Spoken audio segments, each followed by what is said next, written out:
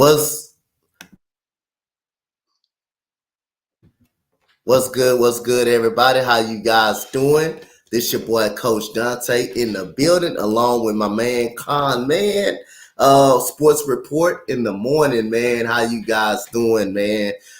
Today, man, this morning, lovely Friday morning, man. Shout out to everybody that's going to come through the channel and that has come through the channel already. We got some great topics. Kid in the building is already here for us, so let's get right into the nitty gritty. Conn, man, how you doing, man? I'm doing great, man. And again, honored to be part of the show. Let's do the damn thing.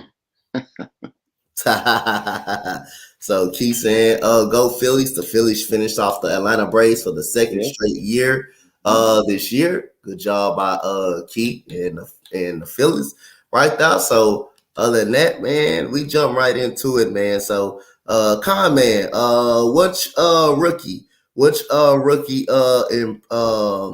do you think that's gonna win Rookie of the Year this year? Who you got? Who you got this year? NBA Rookie of the Year. All right, I'm gonna try to break it down for you, Coach. Okay. You know, I look at it. Who has the least amount of pressure on them? And what I mean by that is you got Wemby, right? Who San Antonio is not going to be that good this year.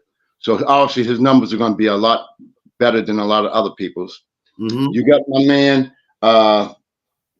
Henderson, who I think has ultimately the most talent of all of them. But Houston right now is not going to be that good, I don't think. Whereas Chet, look who he's playing with. They're going to be he's going to be on a team that's going to be a playoff contender. And as you know, when they usually pick Rookie of the Year and stuff like that, they usually go by how your team is doing and how far your team has gone. And again, how much notoriety you're going to get. So to answer your question, I think it's going to end up being Chet Holmgren. Because, again, he has less amount of pressure on him. He can just go out there and play. And I don't think there's going to be as much pressure on him as Wemby and also Scoot. Because Scoot's going – also, if you notice, a lot of the Rookies of the Year, they're ball dominant. They're all ball dominant. And I think that, you know, being able to just go play your game without the pressure of having all to score 25 and 30 points, as long as your team is winning, I think that's going to be a proven fact. And I'm going to go with Chet. It's going to be this year's Rookie of the Year. Weather, and hopefully he can withstand his injuries. Whether or not his injuries can be not as substantial as they were last year. If he can stay healthy, I think he'll go all the way. Yeah, I'm going to go Chet too. I think Chet Holmgren is going to win it as well. Like I say again, it's one of these scenarios that with Chet Holmgren didn't play all last year, so they do list him as a rookie that year that can play a part as well. You know, he hasn't played, but you know he's been around the game for a while, so he should know how the game goes. And hey, the way him and not saying I know it's just preseason, but the way him and Wemby locked horns the other night in San Antonio, hey, that looked pretty promising out there.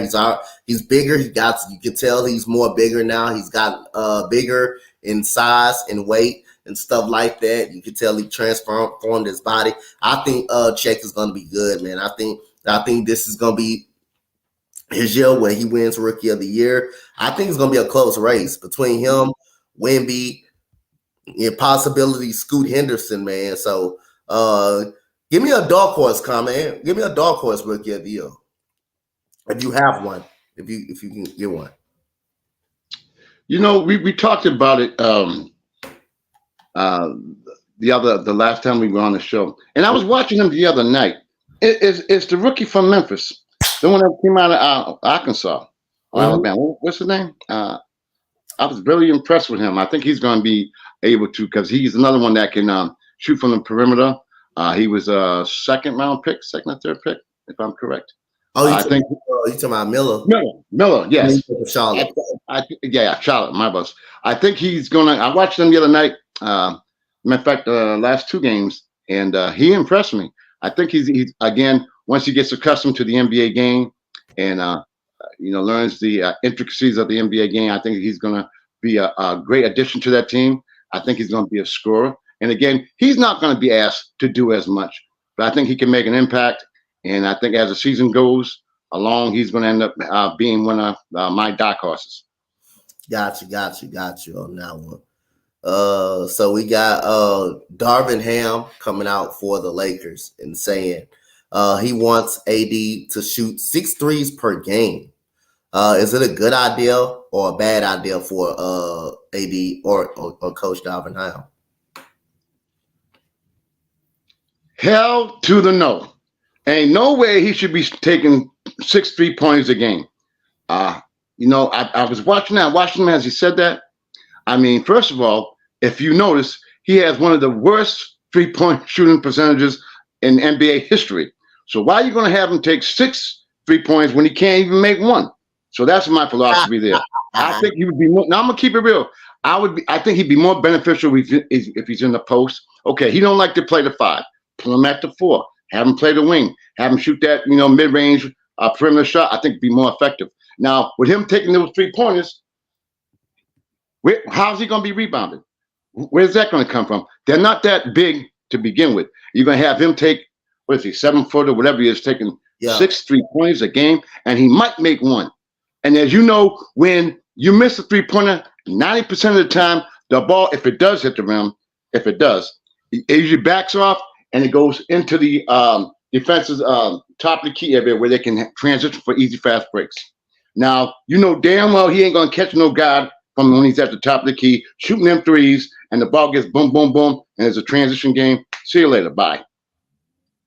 Gotcha. That's my opinion. Yeah, AD is not even a great free throw shoot, a 3-point shoot at all. So I don't know why is he taking why does he have to take 6 threes per game? He doesn't hit them at a high rate. He doesn't really hit them at a high rate. But I don't know what's going on with Coach. I don't know what's going on with Coach Ham. But other than that, man, hey, if he wants him to take them, wants him to feel comfortable taking them. If he's wide open. So be it, but he's not a great 3-point shooter. He's never really been at all. So we'll see about that. So you have Wemby versus Chet. Like I mentioned, they played the other night. They played a great game. Both of them had a good game. What you think could this be a new rivalry coming? Wemby versus Chet? Absolutely, because just like a lot of players we know, Coach. Well, I didn't find out until later on. A lot of these guys have been through the mist during the AAU season. So they've all had to play in all these AAU tournaments and league games. So they're already familiar with each other. So these two know each other from way back. So I think it's definitely going to be a rivalry. I think, again, as long as they both remain healthy, it's always going to be that, it's going to be good for the NBA too, because, everyone's going to say, we know Wemby's better or Chet's better. And, I think that's going to be a great rivalry. I think that's must-watch TV. So I definitely think they got a thing going on for at least 10, 12 years if they can remain healthy. Definitely. Just because, sometimes rivalry teams, they don't like each other. That don't mean, the players don't like each other. The players pretty much sure they have ultimate respect for each other and stuff like that. But that's going to be a really fun rivalry to watch between 2 7-footers. They're already going at it. They're already going at it in preseason. Check the way that Wemby kind of headbutted him the other night.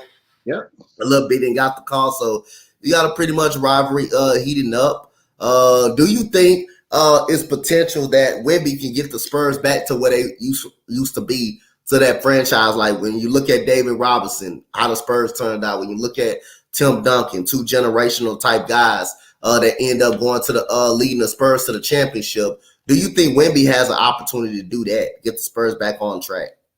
Okay, you use the Spurs as an example. Mm-hmm. When did they become even more effective? When David Robinson was there, when Duncan. So they had that. Then they had Parker, and then they had Ginobili. Yep. So if they could surround Wemby with something like that, whereas he's not only, counting on to do so much, where if he can have let's say a Rodman, a Batman Robin, if he can have a Robin, something like that to help him out, then I think they could get to prosperity. But if he doesn't have a Robin, it's going to be very tough, because teams are going to key on him. They're going to beat him up. You already know what's going to happen. He comes anywhere near that post, he's getting beat up. So he needs someone else in there to help him out. along the lines of a Robinson or a Duncan or someone like that that can at least help him out right now. And right now, they don't really have that. Got you. Again, we got Denver picks up Christian Braun, option. Your thoughts on Denver picking up the rookie Christian Braun option? He helped them won the NBA Finals last year, played some big key minutes for the Denver Nuggets in the NBA Finals. What you think about that? He has a lot of potential. I mean, he has the background history. He won an NCAA championship. Yep. I mean, he's very athletic. I think he can really help them out. Again, he's at sharp money too as well, and he gets to sit down and learn from one of the best teams in the NBA. I think a lot of players when they come into the NBA, they're expected to be 100% right away. Yeah, it's all about adjustment. And how you adjust, how you find out what your role is, what you do best, and hopefully what your coach sees what you do best and how you fit in. See, if players can find out where they fit in and know their role, I think that, extends their career a lot longer. When you don't know your role, then you don't know exactly what to do. Then you go out there, you're uncomfortable because you don't know what you're supposed to do. Once you know your role, I think you can produce and you can relax and just do what you do. But yeah, I definitely think it was good for them to pick him up. Young money, sharp money. I think he has a great future ahead. Yeah, I think he does too. I really like what he did against Denver last year. He came in, he didn't do too much. He played very good defense. He cut it to the basket when he needed to, which got them some easy baskets. He's a smart rookie, and that's coming for a good program too. Kansas is a really good program. You got Coach Bill Self-Style, who's won a lot of games in Kansas, won a couple of national championships. So you already coming up for a ready-made program. So again, good job, by Christian Braun, his first year winning the NBA championship. And he also backed it up with a national title. He won just coming off a national title that year. At that, to come in the first year, be able to contribute to a championship team and win the finals, that's something special, man. Not too many people can win an NCAA championship and win an NBA title on your same year. So good job by Christian Braun right there. So you got Zion. Key question. Will Zion play 30 games this year? Yes. Okay. I believe that given his work ethic this summer, he came in looking real healthy. He's ripped. He has his quickness. Watching a little bit of highlights of him, I think they're going to, I hate to use that word, but I think they're going to game manage him. And I think that they're going to, maybe he won't be doing back-to-backs. But, that's their franchise. That's what they're paying all that money for. He knows his extent of his playing, how many games he's actually played since he's been in the NBA. Yep. But when he plays, he's having like 27 a game, 8 and 6. He's an all-star, yeah. Yeah, he's all-star level. And the fact is, he does something that a lot of people don't know that he does very well. He's a great distributor. My man can pass his off. And he's strong. He's in the paint. You can't stop him in the paint. So the key is to have him remain healthy. To answer your question, come on, he got to play at least over 30 games. I think there's going to be hell to pay. I think he's just going to try to remain healthy. Some things are out of his control. Injuries are out of your control a lot. But I think that he'd be able to play at least 30 games. But I'm hoping 40 or 50 at least. Got you. What's good, Ray? Welcome to the channel. The minimum, I think you have to play by like 60 games this year for the minimum to be in any discussion of an MVP or first team or something. 65, I think it is. 65 games, so the minimum. If he plays 50, 59 games, that's even a plus for the for the Pelicans. So like I say, if he's on the court, the guy's a very big difference maker. If he's on the court, you seen it last year when he was on the court. They had the 3rd seed. It was the number 1 seed actually when he was on the court. When he was off the court, the team kind of struggled, fell apart a little bit, and hey, I say it got them into a deep hole where they couldn't get up out of. So that tells you, Zion should be. If Zion on the court, the Pelicans are a fun team to watch. So Will the Warriors regret giving up trading Jordan Poole after seeing how he looks so far in preseason? Even though it is preseason, but just to be looking at Jordan Poole do that, Jordan Poole is a bad boy. That's why the Warriors paid him what they did. But to answer your question, obviously, you figure they paid him that bag, and then they got rid of him. There had to be something besides the incident with Draymond. There had to be something there which we probably don't know. Yeah. And I felt that they felt, yeah, we gave him the bag, but what kind of impact is he going to make on this team? How's it going to, and it came down to, do we want Draymond or do we want Poole? Do we want the experienced veteran or we want the young person who might not get along with the rest of the team? I think they wanted to have the team culture and the team building, and I don't think he was part of the team, the way the team was constructed. I think he was an outsider trying to get in, and I think that they said, well, is it worth it?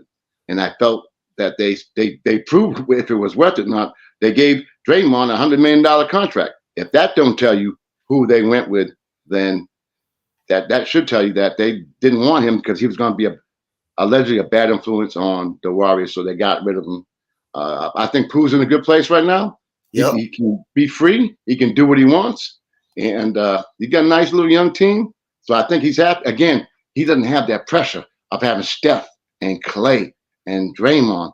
He can go ahead and be himself. That makes a difference, bro. Yep. That makes a difference when you can just be yourself and not have that all over you all the time. It just relieves pressure. And you can just go ahead and do your damn thing. And the Wizards are not expected to be a championship team, and not yet. So he get a chance to grow with the other young guys. Kuzma, I mean, they're gonna be all right. I think he's gonna be more happy where he's at. Yeah, he already got the bag. He already got the bag.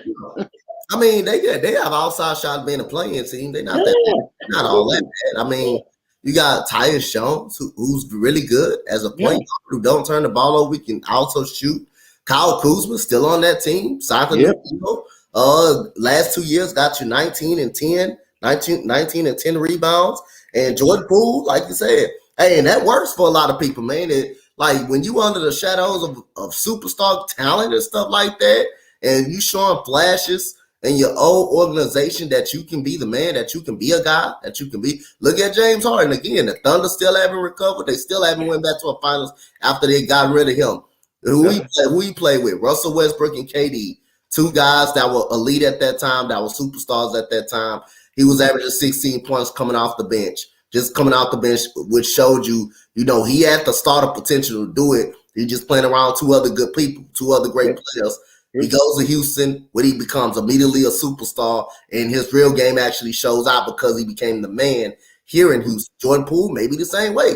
Become the man here. He can shoot. He got the green light already. You can tell that part. He got the green light already. You can tell Tracy McGrady left Toronto with Vince Carter. Left Toronto where he became the man in Orlando. He became the man in Orlando, even though it sucks for him to be the only player and the only scorer, but that's what he became. So when that superstar shadow, sometimes that gets overblown right there. But when you go to a team, that makes you a franchise player and they give you the keys, hey, that dude, like you said, Conn, that matters. That do matters a lot. And some coach, think about this. If he were to stay with the Warriors, what chance or opportunity would he get? Because Steph ain't going nowhere. Yep. Draymond ain't going nowhere. Clay ain't going nowhere. They ain't going nowhere. He can make a name for himself. He already got the bag. It's a win-win for him. That's right. And now, if he's going crazy, if the Wizards somehow make a play in tournament or something like that, then you're gonna really be in hearing people say, "Hey, should we really got rid of Jordan Poole? Should we really got rid of him?" So hey, like I said, I told people I think that man gonna be more aggressive now. That man gonna start putting them up. Man making outside average 20, at least 20. He can make outside average 20 if he have good efficiency, because we know he's going to be more aggressive now by the way he shoot. We know it's preseason, guys. We know it's preseason, but it's important for some of these players, again, just like in NFL, you want to go out there and look good, man. You want to go out there and still look good. You don't want to go out there and lollygag around, man. Even though that's for a lot of people that's trying to make the team, but you want to go out there and still see your guys look good. You want to see the offense flow. You want to see some great defense. You still want to see all of that. You still want to see all of that stuff. And to see Jordan Poole do what he did, that's something kind of promising for the Washington Wizards. So go from Jordan Poole, we go to isn't an issue that Joel Embiid isn't playing preseason when everyone else is. Can it be kind of an issue, comment, or you don't have a problem with it? I don't have a problem with it. There's another guy on that team. I don't think he's played either. I forgot his name. I think there's another guy on that team that hasn't shown up at all. He don't even show up to the games. James to Harden. me, that's a problem. Yep. That's the problem. Bob Embiid, he's there. I mean, he's healthy. Of course, you would like him to get be with his team and get together because confide with the new players, new coach. You want to get in the system. I mean, obviously you want to play. But who says he's not doing that in practice? Who knows what he's doing in practice? We know who is not doing anything in practice. We know who that is. So to answer your question, I'm not worried about Embiid right now. I'm worried about the other guy. The other guy got to come and show something because we already know he's an unhappy camper. He came late. I don't know. I mean, obviously he feels some kind of way, which he may be justified. Oh, Harden ain't gonna play. I don't think he's gonna play this whole preseason. I don't. Exactly. So to answer your question, I'm not worried about Embiid. I think he's going to be committed, but it's the other guy that I think is going to be an issue. So I have no concerns about Embiid. From what I hear, he's been working out. He's in great shape, and I'm not worried about him. I'm not worried about him at all. He said, What do you think? Key said Joel Embiid was at the Phillies game last night. I saw that. I think it's sometimes I'm not too upset at it. But at the same time, I think you do want to kind of get a game or two in with you guys to build a little bit more chemistry. But it's not all that world beating though. It's not all that world beating. I think Joel Embiid will be all right. I know Harden ain't playing in no preseason game. I know he not playing. I know they're trying to figure out where they're gonna trade him to or where they're gonna trade him at. I know he ain't playing. I can question if he's gonna start the season with the Philadelphia 76ers.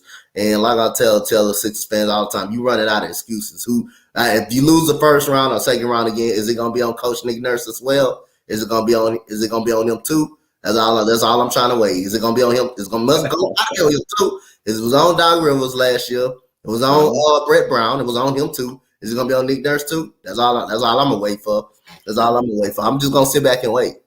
It's gotta be on him too, right, Conn? If they lose again, it's gotta be on him too, huh?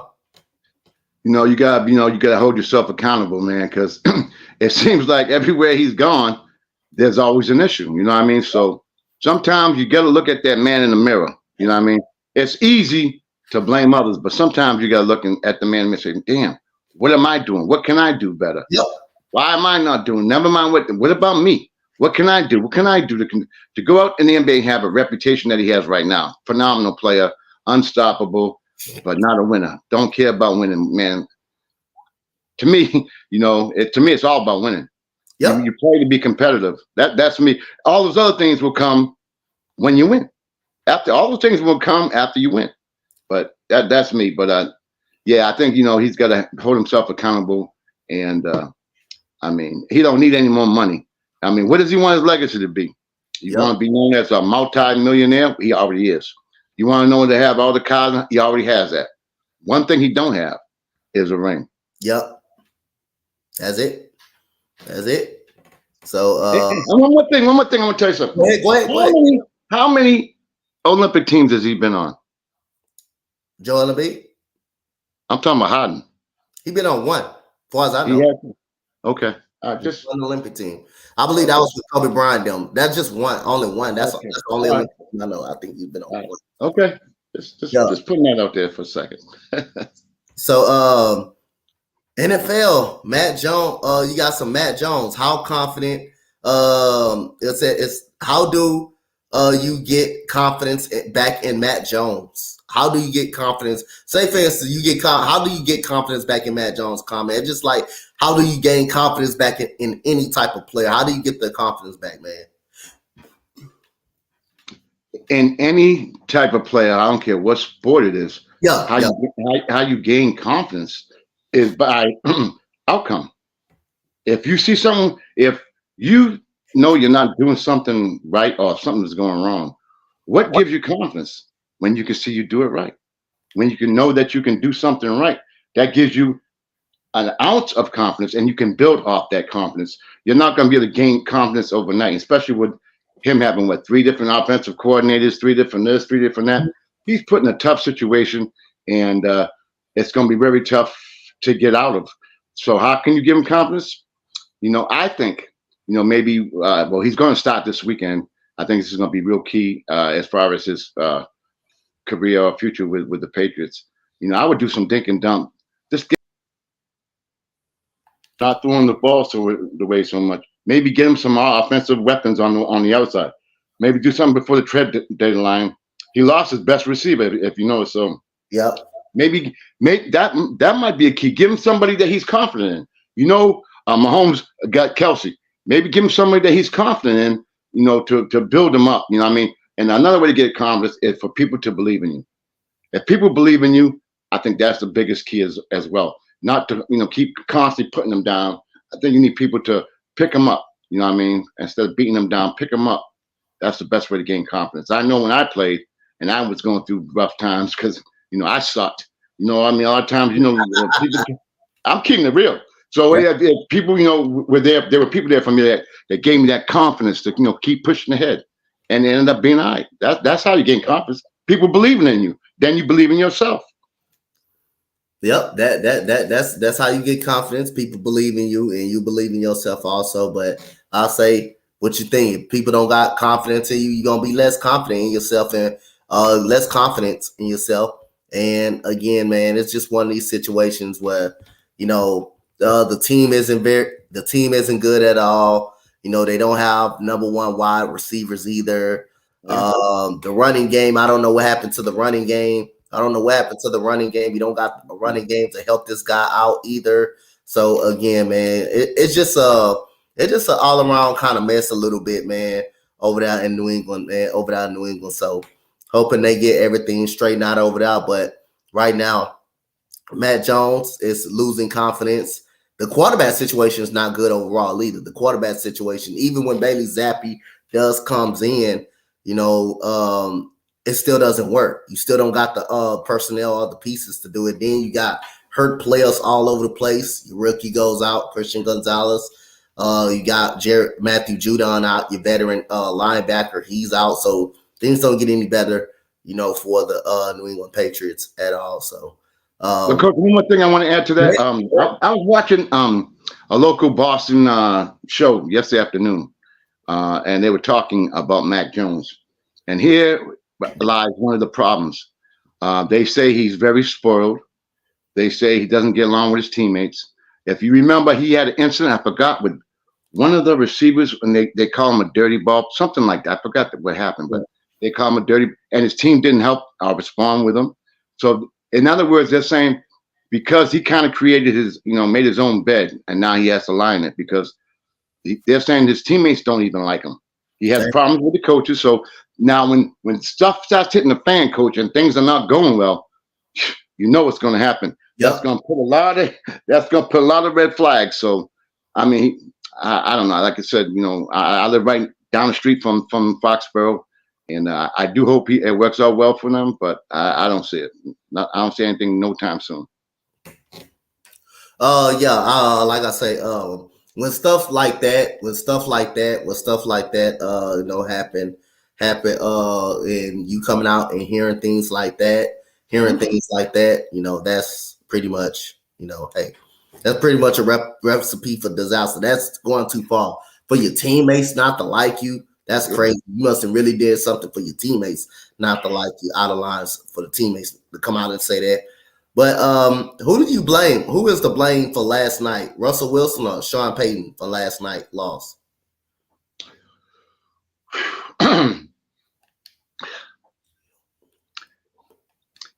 I gotta go with the offensive schemes. How could Russ look that bad? To me, it just seems like he is, again, confidence. He lacks confidence. And again, he's not having much weapons around him as well. So something's wrong with the offensive schemes. I mean, it seems like him and Payton are not on the same page. It just seems like, he was playing pretty good weeks prior. It was, a little bit better.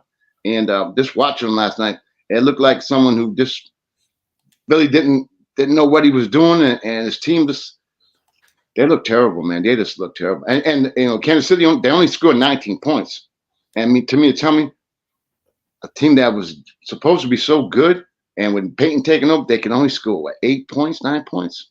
Mm-hmm. For me, it's got to be offensive schemes. It's got to be lack of offensive line. It's got to be all of that put together. So I think you got to put enough responsibility on Russ, because they say he should have went out the pocket. He should have ran a little bit more, try to open things up for his wide receivers so they can give him more time to get open. That's a tough one. They paid Payton all this money to come in. He went and called the former coach, a piece of what, and then the former coach ends up beating him. So I mean, there's a whole lot of stuff going on, and I wouldn't want to be nowhere near that team. I'll tell you right now. But I would have to give Payton 50% and Russ 50%. Because hey, no matter what you scheme or what you do, you still got to play. You still got to go out there. Russ ain't doing it. It ain't him. I mean, credit's kept. If you that good, if you are that good, you can make anything work. Yep. You may not be, but you can make something work. These coaches are getting blamed a lot. They maybe not come up with all these offensive schemes, but damn, you guys getting paid, what is it, $100-something million a year, and you can't make a play? Come on. That's me. Yeah, got you. I didn't watch the game last night. I was at supporting my cousin, so I never got an opportunity to watch the game. You didn't miss anything. No, I didn't. I know I didn't miss that big old L that Denver took. So I know I didn't really even miss that. Same old Broncos defense actually played well last night, man. Yes. Do gotta give them credit, but for Sean Payton to be this offensive guru, for you to only manage 8 points last night, just completely unacceptable at all. Granted, all the noise he talked again in the off season, and you rarely can only get 8 points on the board as an offensive supposed to be an offensive guru. So Sean Payton, hey, doing some bad things over there, man. Sean Payton don't got the guys out there prepared at all to play. But the defense came out there. They played hard as they really could. They played really hard as they could. Played hard as they could. I gotta give them credit for that. Do you think the Chiefs need a number one wide receiver, or do you think they're straight? Obviously, any team would definitely love to have a number one, but at what cost? I mean, if they can do some way, they can make it work for them. Again, the famous words are, what do you get on investment? Which return on investment. So those are my keywords: return on investment. So whatever it is that you can get back, that's going to be worth your while without you losing that much. Obviously, I mean, there are some out there. I've been hearing some names. There's a couple of guys on Dallas right now ain't getting no rhythm. So it's a possibility. Sharp money.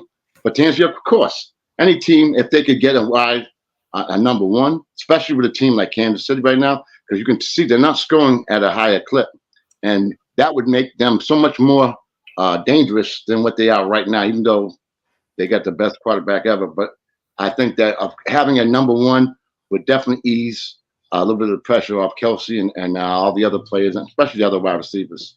So definitely, again, return on investment. That's my way. Return on investment. If you're going to give the whole house to get a one, I'd be very cautious. But if you can make it work, maybe get a veteran who still has the speed. There are a couple out there. Yep. Got money. Do the damn thing. I mean, like I say, I don't think they would trade him to a divisional rivalry, but Jerry Jeudy can be out there. I'm pretty much sure a lot of other receivers can be out there, but I don't think they would actually discuss a trade to a divisional rivalry. I can see the point. You're already not going anywhere. You're already not going to the playoffs. the playoff hope's already over. So you kind of might as well do it. But I know we already know that, what the last team, I don't remember a last team that would trade a person to a really good divisional rivalry. So, Yeah. One thing I want to kind of touch on before we start the good part of the show and cool for your segment right there. Want to touch on congratulations to the Texas Rangers and my Houston Astros, 7 straight ALCS championship series. No, it's a lot of heat, a lot of Rangers fans talking garbage out there. But guess what? I don't worry about the narratives. The Texas win, they win. One thing I gotta say, the American League continues to run to the Houston Astros. Until someone beat us, the American League runs through us. Just want people to know that the American League run through us until somebody beat us. Texas beat us so bad, so dude. But other than that, for this series, Astros, they got to be able to pitch. Of course, they got to be able to get timely hits. They have to be able to. They have to be able to get to the Rangers bullpen. If you can get to the Rangers bullpen and knock the starters out early, you definitely have a shot of winning this baseball game, winning this series. So Rangers does have a shot. They got good bats. But I like the Astros pitching much more. And congratulations to the Diamondbacks for beating the Los Angeles Dodgers in a sweep. It's the 11th straight year that the outside of the championship in a shortened season, the Dodgers have failed to win. Something got to happen. Dave Roberts probably needs to be fired at this point. He has so many opportunities, and that should be a fun series between the Phillies and Diamondbacks, which is it can possibly set up another rematch of the Astros and Phillies for next year. Maybe the result will be different if we do meet. Maybe it won't. Maybe it will end up the same, but we'll see about that. You want to touch on anything else, Conn? No, I'd like to go back to your baseball thing because you and Key got me watching it now. Now I'm watching it. Go ahead. More than I normally would. You know what I mean? And I tell you right now, I got Houston and Philly going all the way. That's going to be interesting. And I can't wait to see you and Key put on a show for that one. That's going to be off the hook. I'll pay money for that. I'll pay pay-per-view for that. Yo. But I like the fact that, Arizona, they swept the Dodgers. The fact that, what was it? Every team this year that won 100 games are no longer in the series right now. Am I correct? Yep, you correct. That says a lot. I mean, that says a lot. And then also the fact is, they were talking about the time off, 5 days off, and how much of impact that might have made. Because in baseball, I guess it's good that you play every day as opposed to taking time off. Whereas the NBA and football, that time is much needed. Whereas baseball, you got to keep that rhythm. You got to go in the, batting cage. You got to throw your and all that stuff. So I don't know how much a factor that made, but I think it's going to be good. I'm happy for y'all Houston people. I know y'all happy, and I'm happy for Philly because Keith's happy. But yeah, you got me watching, man. Seems intriguing. I mean, Hopper, he's bringing the joy back to Philly. So I mean, it's good. I think it's good. You got Verlander. I mean, I'm gonna be watching now. You got me watching now, so I'm interested in that. So I got to thank you guys for that. But I think it's going to be a good series both ways. But at the end of the day, I think it's going to be in Houston and Philly. And when it gets to that point, we can go on and see who's going to win that one. Yep. So we got a coaching hire for the WNBA, which is Teresa Weatherspoon. If y'all don't know, Teresa Weatherspoon used to play for the New York Liberty. The god that damn near broke my heart with the Houston Comets that hit that half. It wasn't a half court shot. It was way before you get in half court. You get to half court. It was like the shot when you first take the ball at which she kind of hit. So Teresa Weatherspoon has been hired by the Chicago Sky. Solid hire for Chicago. Those of y'all don't know, Coach Dwayne Casey left them mid-season to go get a assistant coach job. I believe it was in Toronto, I believe. If I'm not mistaken, it have to be in Toronto when he left the team in mid-season to go to coach the Toronto Raptors, be assistant from Toronto Raptors. But Teresa Weatherspoon is the new head coach for the Chicago Sky. Conn, you got any history on Teresa Weatherspoon? Of course, man. You know, of course. You know, I've been following her career from when she was in college. You know, I don't want this to be in any type of a negatory way. She's a damn dog. I mean, she's from the hood. Ghetto in a great way.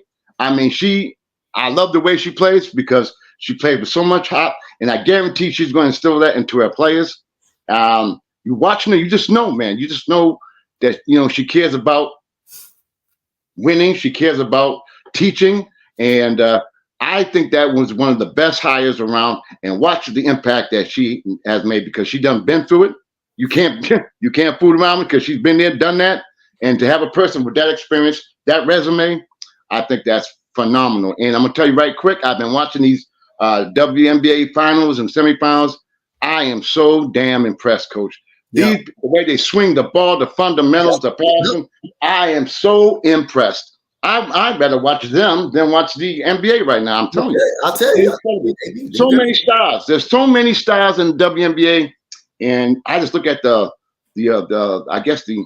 physical abilities, the physical attributes, the outside shooting, the penetrating, the desire, the competitiveness, and it's crazy. I am so impressed, man. It's great. I love it. Yeah. So I want you to give the fans, the viewers, some background, not the person of Teresa Weatherspoon, but the player. How did you feel about Teresa as a player? She went to I think 2 WNBA finals with the New York Liberty. The epic before half court shot that she did hit, the force of Game 3, which is that the Comets won their championship. Yeah. Give the people some background on the player Teresa Weatherspoon. Okay. First of all, she was never very tall, but she played bigger than what her size was. She just played with that intensity. I'm telling you, the way she penetrated, the way she just gave spots. She just gave intensity to her team. She had that desire that she was not going to lose. She had that desire. She always had that get up and go, that energy. She could do everything. She could hit the perimeter. She could penetrate. She could dish. She's going to get in your face defensively. She has all the attributes. That's why she was so damn good, because she really didn't have many deficiencies. If I remember back, because it's been a while, if I remember back, she got into foul trouble quite a bit, if I recall. But other than that, I think she was a phenomenal player. I mean, she's been a winner all her life. And at the beginning of her career, she wasn't a winner. She had to go through a lot of very emotional trauma and stuff like that. But she ended up overcoming that and becoming the player that she was, and soon to be the coach that she's going to be. But to give you some background, just look at somebody like I put it in a male like Allen Iverson. If I could put it on an NBA, Allen Iverson, the way the heart and soul, had the guts, she had it all. I mean, just phenomenal player. If people haven't, just go look her up. You'll see for yourself. Got you. Now, so WNBA finals, Sunday could be the end of it for the New York Liberty. You have the reigning MVP on the squad, but not playing like the MVP. You have Asia Wilson, who's been pissed off ever since she didn't get the MVP. And my wings had to feel a wrap to that part right there. And now the Liberty are feeling the wrap to that part. And it's just not Asia Wilson. They got everybody. They got everybody that's really good up on that team, man. You got the Chris Paul of the WNBA, girl of the WNBA. You got her on the team, the point guard of the WNBA, Chelsea Gray. You got the reigning 6th woman of the year in Alicia Clark. You have the Jackie Young of the world, who can get you 23 points, get you 24 points. You got Kelsey Plum, who can get you 23. Kia Stokes even chipping in. But other than that, it's been all around massacre, in the second half for the Las Vegas Aces. And the Liberty, Sabrina Ionescu, much as good you can shoot. Hey, can you show up one game? Can you just show up one game? I don't care. It can be for this one. Even in the losing effort, at least you did show up, but you haven't showed up not one time yet. Brianna Stewart, 14 points, 6 of 17. Not gonna cut it. Not gonna cut it for you. And you're the MVP of the league. That's not gonna cut it. Benaja Laney been one of the best 3-point shooters all year. 4 of 15. Not gonna get it done. Not against the Las Vegas Aces. So they got a whole lot of problems. So other than that, you come home, play with some pride, play like you want to come out there and win, play like you just didn't want a trip to the WNBA finals and just be happy just to be there, because it just seems like the Liberty, that's what the Liberty are. They just happy just to be there for right now. But other than that, the Aces look like they're on a break of closing out this series and winning their second straight WNBA finals. And I knew it was going to be a struggle for the New York Liberty, because they struggled the last 2 series. They struggled versus the Washington Mystics. Will let me be honest with you. The Washington Mystics are a better team than you expected, because half their players was hurt this year. Shakira Austin been out pretty much the whole year. Della Dunn missed some time. Ariel Atkins missed a lot of time. So that team is actually better than what they supposed to be project, and they took them all away. They got taken to the limit versus Connecticut. Via to that, Connecticut, they lost their player Brianna Jones in the Seattle Storm game with the Achilles injury. That finally played a part in the Connecticut Sun. So you struggle. Why the Las Vegas Aces, their hardest game was against my Dallas Wings on that third game, and they still find a way to manage to win, even though both teams shot bad.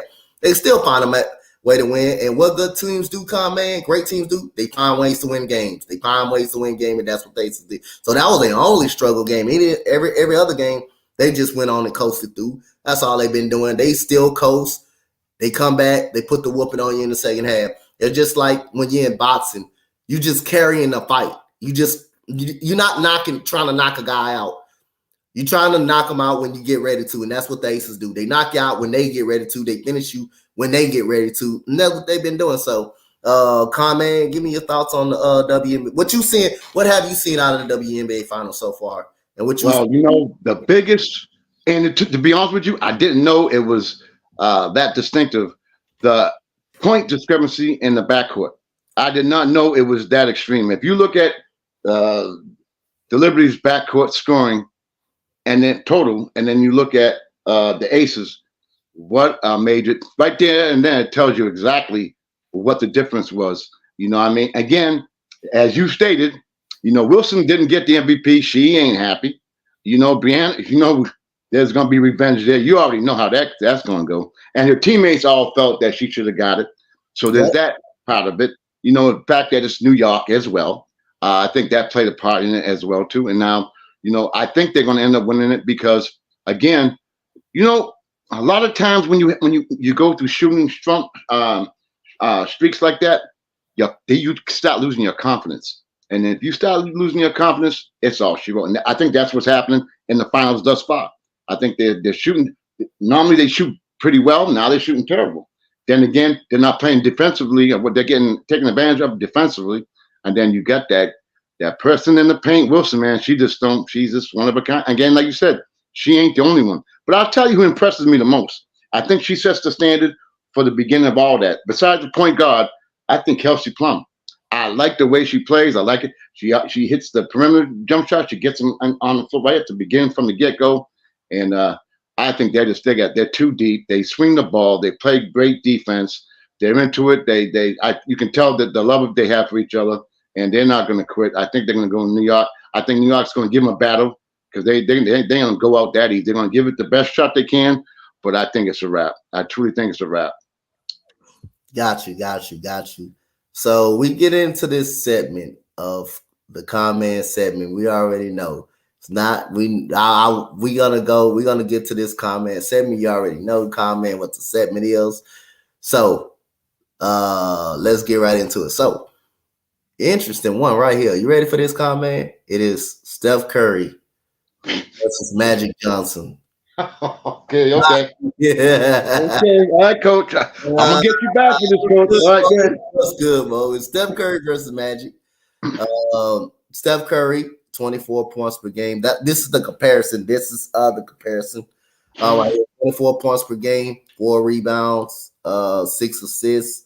We already know he's got 4 NBA championships as well.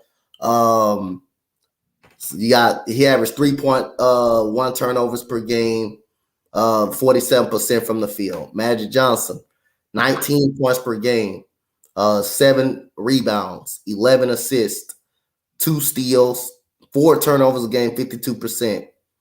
Who you taking, Conn? To me, it's not that difficult. And Magic Johnson all the way. I'm going with Magic all the way. Magic Johnson, first of all, we're going to go by impact. And they talk about Steph's impact. I think Magic's impact is way more crucial because the NBA was losing money. The NBA was going downhill. NBA wasn't even on national TV on a regular basis because of Bird and Magic. Now you see why it's on national TV and all that. But as far as their play is concerned, I just think that if you notice, Magic was more of a leader. Magic was, if you just check out the game, Magic ran the offense, he ran the defense, he kept them motivated, he had that energy, he could hit that clutch shot, he can make players around him a lot better. If you notice, Steph, he makes assists, don't get me wrong, but I don't think he makes them better. I think people make him better. Yeah. I think more than what he makes them better, whereas Magic makes others better. You ask any of his teammates, they'll tell you. You go back from Wilkes, we can go back to anybody. He's made them, all his players, better players. Made players who weren't that good a lot better because the way he set them up. So to answer your question, I'm going with Magic just for simple fact. You know, you can, when you start double and triple teaming Steph, you might have a better of a chance. You're not going to double, triple team Magic. And he can do so many things, again, to benefit the rest of the team. Plus, at 6'9", he can rebound. He can see the floor. Again, he's not worried about how many points he gets.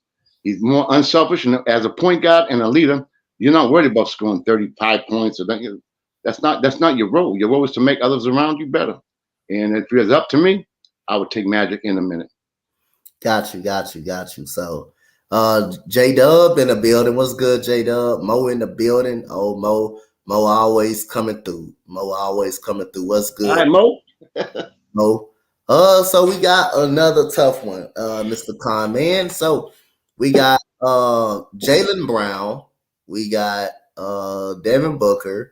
We got Donovan Mitchell, Anthony Edwards. So they got each of them in the category. Hey, you tell me if they right or wrong on this. You got Devin Booker shooting, Donovan Mitchell shooting, Jaylen Brown shooting, Anthony Edwards shooting. Do you agree with that one? As far as them together, I mean, against each other? They can shoot the ball very well, like consistently. That just got them in each category. They got them. I'm gonna keep going all three categories. Booker definitely, okay. Booker, without question. Booker definitely. Okay. My Mitchell definitely. Like 1 through 4. Put them 1 through 4. Oh, 1 through 4. Okay. That's the better shooter. They got Devin Booker, the better right now. Okay. And give me the other 3 real quick. I got Devin Booker. Donovan Mitchell, Jaylen Brown, and Anthony Edwards. I'm going to go Anthony Edwards, number 2. I'm going to go Jaylen Brown, number 3. And the other one you got, number 4, whoever that is. All right. So, okay, athleticism. All right, 1 through 4. They got Anthony Edwards, Donovan Mitchell, Jaylen Brown, Devin Booker. 1 through 4 for you. Are you okay with it? All right, I'm good. Athleticism, Edwards, Brown. Okay. Mitchell. Okay. And Booker. Okay, good. Got you right there. Defense. They got Jaylen Brown. First. Anthony Edwards, Devin Booker, or Donovan Mitchell. Is any problem or you got a better order? I like that one. I like Okay. that one. Okay. I All like that one. right. Got you. Ball handling. Donovan Mitchell, Anthony Edwards, Devin Booker. Devin Booker, Jalen Brown. You okay with that, or you got something else? You got something different? You know something? I would change. See, to me, Mitchell and Booker are kind of the same. Just that Booker's a little bit more taller, but they remind me of the same. They're more east to west than north to south. You know, they're good. You know, going east to west, but the other two are more north to south. So I'm gonna go with Mitchell. Okay. Yep, I'm gonna go as is. I like that. I'll roll with that. All right, got you. Mo said we all know Brown the worst ball handler. Yeah, they got him in last. Yeah, absolutely. They got him in I was last. trying to be nice. I was trying to be nice. All right, so clutch. You got Devin Booker first, Donovan Mitchell, Anthony Edwards, Jalen Brown. Who you got? Well, you know, it seems to me, and I could be wrong, but I think Devin Booker's hit most clutch shots out of those three right now. Mitchell, because he's only 6'1", a lot of times he takes shots that it's a little more difficult because he's so small. So his percentage must be real low. Edwards plays way above his height. I'm gonna go Booker, Edwards 2. I'm gonna go Mitchell 3 and JB 4. Again, I don't want to seem like I don't really like JB because he can do it all, but he kind of knows, plays well in the system. He's not a great ball handler. He's not a great shooter. What he likes to do and what he does best is he's best on transition and going to the cup. That's what he does best. But as far as his ball handling skills, we know he has a lot to be desired because he keeps the ball off too far. He's got to learn how to keep the ball closer to his body. And as he knows, he's gotten stronger. So, again, those are my 4. Got you. All right. So we go to leadership. Okay. Devin Booker. They got Devin Booker first. Anthony Edwards, Donovan Mitchell, Jalen Brown. Who you got? I'm gonna go. Okay, I'm gonna do the projection. Okay. I'm gonna go Booker number 1. I'm gonna go Edwards is gonna step up this year because now he's considered the leader of the team, the franchise player of the team. Had all that, had a great summer tournament, although they lost. I think he's gonna step up to the plate and be more of a leader. But I'm gonna go with Booker, although Booker may have to take a back seat because of KD and Bill. So I don't know how much of a leader he's actually gonna be. So I might have to roll with Anthony Edwards as the number 1. I'm gonna go with Booker number 2. I'm gonna go JB. I don't think so because he got Tatum and he's got a little bit more experience. I don't think he'll be much of a leader as the other 2. So I'm gonna go, and then I'm gonna go Booker, and then I'm gonna go I'll go JB number 3 and the other one number 4. You got me here, but yeah, that's it. Got you. So just to let y'all know, JB is last in mostly all these categories. So yeah, JB last in all of these categories. So IQ, we go to IQ. Okay. Anthony Edwards. He's got Anthony Edwards first, Devin Booker, and Donovan Mitchell, and we know who's last on the IQ part. We know who's last. IQ. Okay. I'm gonna go with based on experience, I'm gonna go Booker number 1. Okay. I gotta go with Booker. He's been through it all.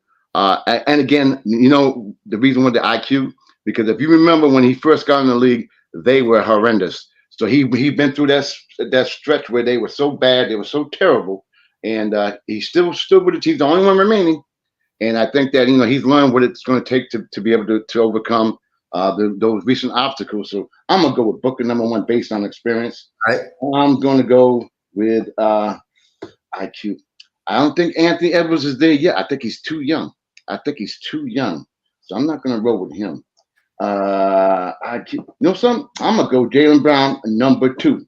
Okay. I'm going to go with him, again, based on experience and his knowledge of the game and his experience. So I'm going to go Booker, number 1.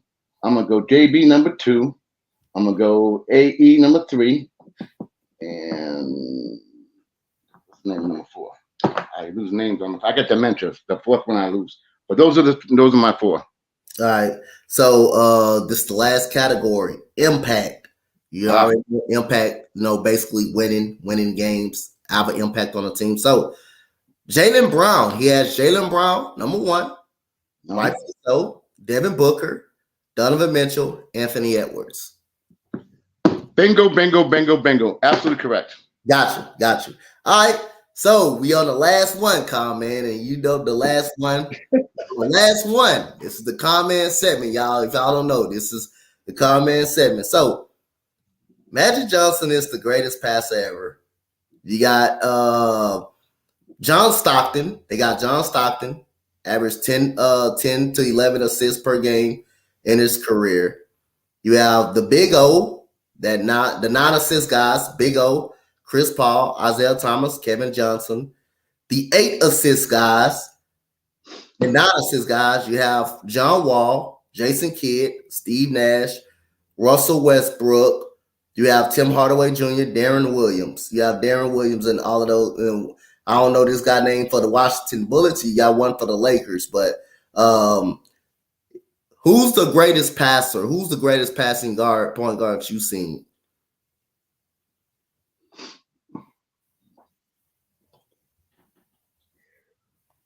All right. Oscar was not a great passer. Okay. But he distributed the ball. He's very fundamentally sound. Nothing pretty, nothing. He just did what he did. Stockton, kind of the same way. Stockton was more or less, pick and roll back, pick and pop. He had a great career with Karl Malone. But I mean, obviously he was effective. I mean, he's all-time leading assist by a truckload. But as far as the best passer, I'm gonna have to go with Magic. Magic did things behind his back, behind his neck. He threw passes full court between people's legs. I got to go with and plus he could see the floor. He could see as things are opening up. A lot of these guys you were naming, they're like 6'1", 6'2", even though Isaiah's my guy of all time. But I mean, if you're going to talk about passing, and again, if teams were to play type of a zone, Magic could see over that. If they play man-to-man, Magic can see over that. Magic can comprehend deficiencies in the other team, what advantages of the other team had, what advantages they had. And Magic just made some unbelievable passes, which in turn led to better defense, which in turn led to the players on the court running because they knew if they ran the floor, Magic was going to get them to them. So in that regard, I got to go with my man, Magic Johnson. Got you on that one. So this is concluding the comment segment. Shout out to everybody that came through the chat today, man. Appreciate y'all coming on the Sports Report again. Shout out to everybody, man. So, Conn, man, tell the people they can follow you at. Well, they can follow me right on this network. Again, I'm here live. Matter of fact, I'll be live today at 5 p.m. with my man, Rick Reese. And we're going to talk about some very important stuff as well as sports. And he's doing some very important things as far as empowerment for individuals on the whole. And we're going to discuss some sports. But anyway, 5 p.m. live on this network. So tune in today, 5 p.m. live. Check it out. Got you. So shout out to everybody, man. Thank y'all so much for being a part of the morning show this morning. As for your boy Coach, as for your boy Conn, man, y'all have a great rest of y'all Friday, man. Thank you guys so much for coming through.